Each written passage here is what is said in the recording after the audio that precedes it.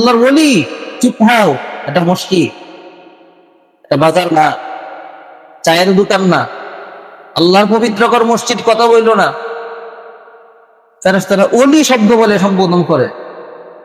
তারপরে যখন কথা কইতে থাকে তখন ফেরেশতারা শব্দ চেঞ্জ করে, ল্যাঙ্গুয়েজ চেঞ্জ করে, তখন বলে উসকুত ইয়া আব্দাল্লাহ, আল্লাহর বান্দা চুপ হও। আলহামদুলিল্লাহ জাআলা না'মাইশ শাবিলা ওয়া আলাইহিল কামিলা والصلاة والسلام على سيد الأنبياء محمد المصطفى وعلى آله المجتبى أما بعد فقد قال الله تبارك وتعالى في شأن حبيبه محمد وعلى آله وأصحابه وبارك وسلم. أما بعد فأعوذ بالله من الشيطان الرجيم. بسم الله الرحمن الرحيم. إنما يعمر مساجد الله من آمن بالله واليوم الآخر وأقام الصلاة وآتى الزكاة ولم يخش إلا الله فعسى أولئك أن يكونوا من المهتدين. وقال النبي صاحب القرآن صلى الله تعالى عليه وسلم من بنى لله مسجدا بنى الله له بيتا في الجنة أو كما قال النبي عليه الصلاة والسلام.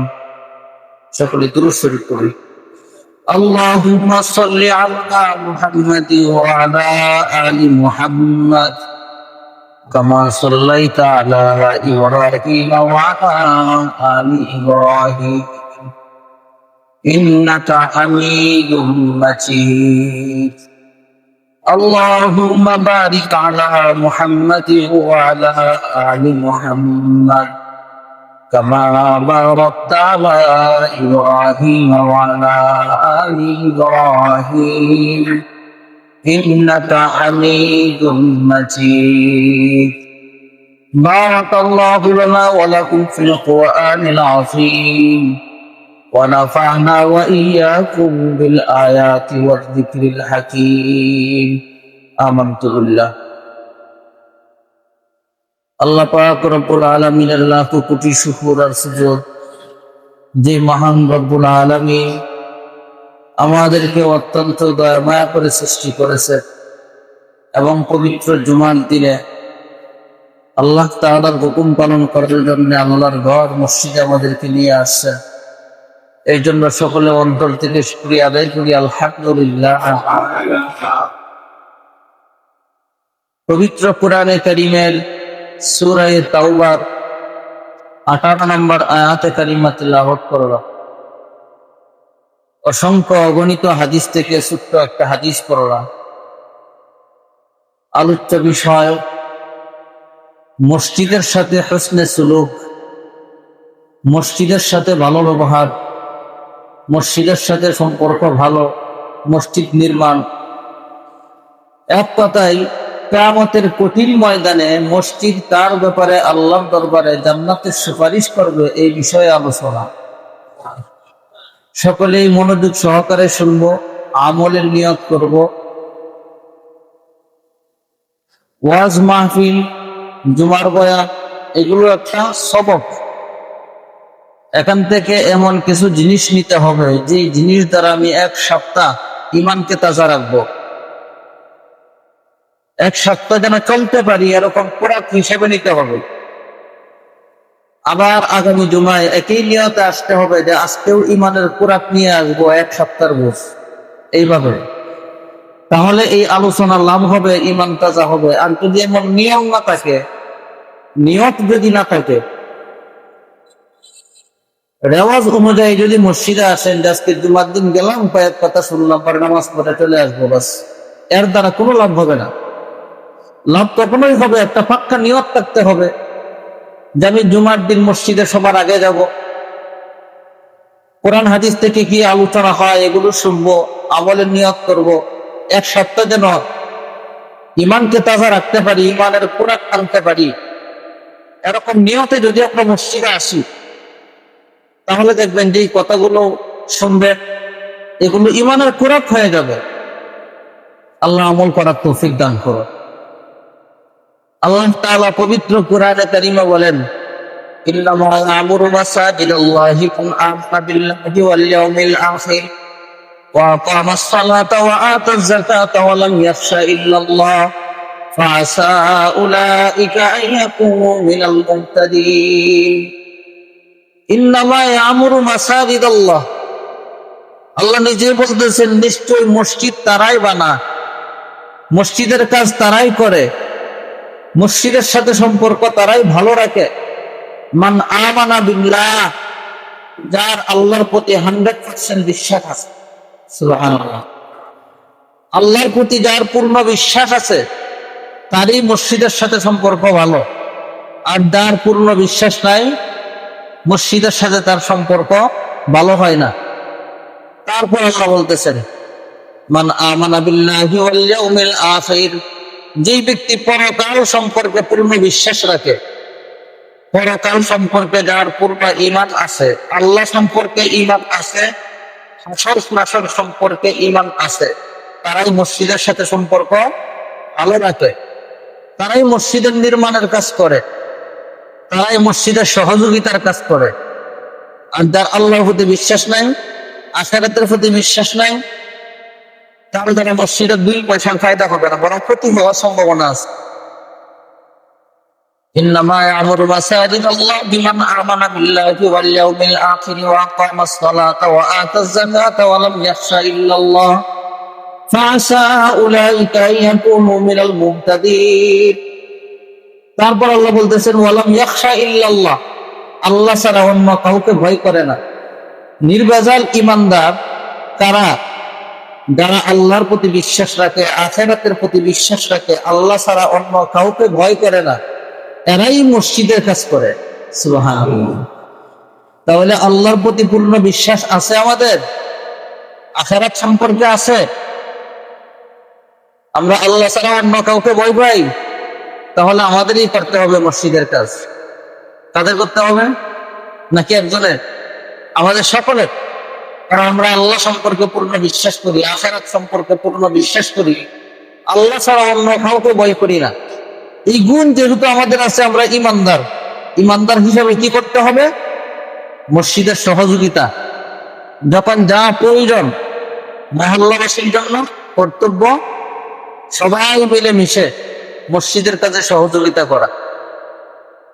ইন্নামা ইয়ামুরু মাসাজিদাল্লাহি মান আমানা বিল্লাহি ওয়াল ইয়াউমিল আখির ওয়া আকামাস সালাতা ওয়া আতাজ যাকাতা ওয়া লাম ইয়াখশা ইল্লাল্লাহ ফাআসা উলাইকা ইয়াকুনু মিনাল মুহতাদিন। তারপর আল্লাহ তাআলা বলতেছেন, আল্লাহর প্রতি বিশ্বাস আছে, আখিরাত সম্পর্কে বিশ্বাস আছে, আল্লাহ ছাড়া অন্য কাউকে ভয় করে না। এর আলামত কি? আলামত হচ্ছে ওয়া আকামাস সালাহ, আর নামাজ আদায় করবে। কি করবে? নামাজ আদায় করবে। নামাজি ব্যক্তির ব্যাপারে নিঃসন্দেহে বলতে পারেন যে আল্লাহর প্রতি তার পূর্ণ বিশ্বাস আছে, আখিরাত সম্পর্কে তার পূর্ণ বিশ্বাস আছে, সে আল্লাহ ছাড়া অন্য কাউকে ভয় করে না। শুধু একটা করলে হবে না, আল্লাহ পাক আরেকটা কথা বলতেছেন, ওয়া আতাজ যাকাত, যাকাত আদায় করতে হবে। এই কাজগুলো করলে লাভ কি হবে? আল্লাহ বলেন, ফাআসা উলাইকা ইয়াকুনু মিনাল মুহতাদিন। নামাজ আদায় করা, যাকাত আদায় করা, মসজিদের কাজে সহযোগিতা করা, আল্লাহর প্রতি পূর্ণ বিশ্বাস, আখিরাত সম্পর্কে পূর্ণ বিশ্বাস, এই কাজগুলো করলে লাভ হচ্ছে ফাআসা উলাইকা ইয়াকুনু মিনাল মুহতাদিন। এই কাজগুলো তোমাকে হেদায়েতের উপর অটল রাখবে। সুবহানাল্লাহ বলবেন না? এই কাজগুলো মরণ পর্যন্ত হেদায়েতের উপর অটল থাকাতে সহযোগিতা করবে। ফিকহের পরিভাষায়, ফিকহের কিতাবে একজন বড় মুসান্নিফ, বড় মাপের আলেম ছিলেন সুফিয়ানে সাউরি। তার নামের ইতিহাস তালাশ করলে অনেক অসংখ্য অগণিত মাসালার সমাধান দিয়ে গেছে, বড় বড় কিতাব লিখছেন সুফিয়ানে সাউরি। সাউরুন শব্দের অর্থ হচ্ছে বলদ। সাউরুন অর্থ বলো। আমরা চলতে ফিরতে একজনের একটা বেকুল্লিমি কাম বললে আর আমার কি বলো। সুফিয়ানে সাউরি, সাউরি নামটা নিজের নামটা নিজেই লেখছে সুফিয়ান বলদ। বলদ লেখার কারণ কি? মসজিদে ভুলে বাম পা দিয়া প্রবেশ করছে, ইচ্ছা করে না ভুল করে, ভুলে ভুলবশত মসজিদে বাম পা দিয়া ঢুকে বসে, ঢুকে চিন্তা করতেছে হায় হায় কত বড় সর্বনাশ করলাম। রসুলের আদর্শ কি? মসজিদে ডান পা দিয়া প্রবেশ করা, তো আমি তো বাম পা দিয়া প্রবেশ করছি। এখন যারা বেকুল্লি বেগম হরিয়ারা কি কয়? বলদ। বুঝতে পারছেন না কথাটা? যারা বেকুল্লি কাজটা করে না বলদামি, এরা যারা করে কাজটা এরা কি কয়? বলদ। এখন সুফিয়ানা সাউরি কিতাব লেখছে, কিতাব লেখার মধ্যে এখন নিজের নাম লিখতে হবে, যে কিতাবের লেখকেরা এখন নিজের নামের মধ্যে নিজে লিখে দিছে সুফিয়ানে সাউরি। এখন ছাত্ররা বড় বড় আলেমরা হলো এতদিন পর্যন্ত তো আপনি সাউরি লিখলেন না, এখন আজকে সুফিয়ানে সাউরি নামের সাথে বলদ লিখলেন, কারণটা কি? ওটা এমন একটা বলদামি করছি, এটা আফসোসটা এখনো দূর হয় না। ও কি? তো আল্লাহর পবিত্র মসজিদ ও ভুল করে বাম পাতে ঢুকে পড়ছিলাম। অথচ এই সম্পর্কে আল্লাহ পাক হাসরের মাঠে কঠিন কোনো বিচার করবেন না।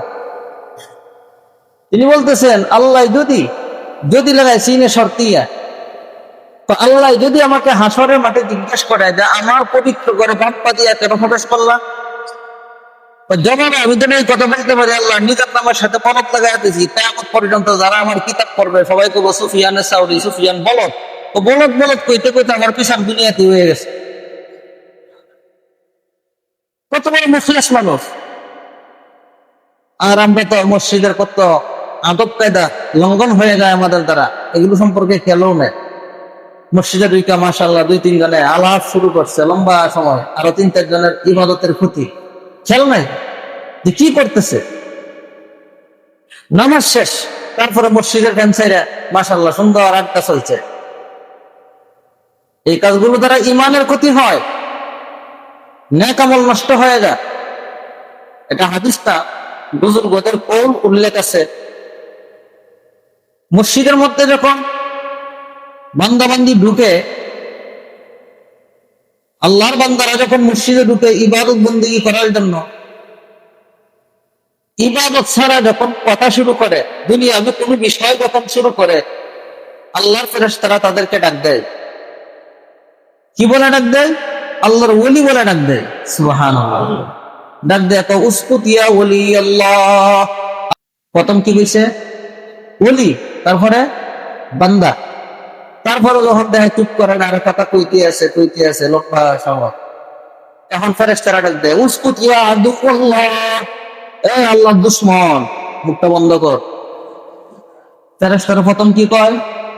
ওলি, তারপরে তারপরে দুশমন। এই মসজিদের মাসলা মাসাইল, আদব কায়দা সম্পর্কে মাসলা মাসাইল না জানার কারণে আমাদের এই অবস্থা। যদি জানতাম তাহলে মসজিদে শুধু ইবাদতই করতাম, ইবাদত ছাড়া অন্য কোনো কাজ মসজিদে শোভা পায় না। মসজিদ কত সুন্দর একটা নাম, সেজদার জায়গা, ইসমে শরফ মসজিদ, সেজদার জায়গা, যেখানে সেজদা করা ইবাদত বন্দেগীর জন্য বানানো হয়েছে মসজিদ, এটা তো আড্ডা মারার জন্য না। কারে কেটা বুঝাইবো, সবার হাতে সবার 3.5 হাত।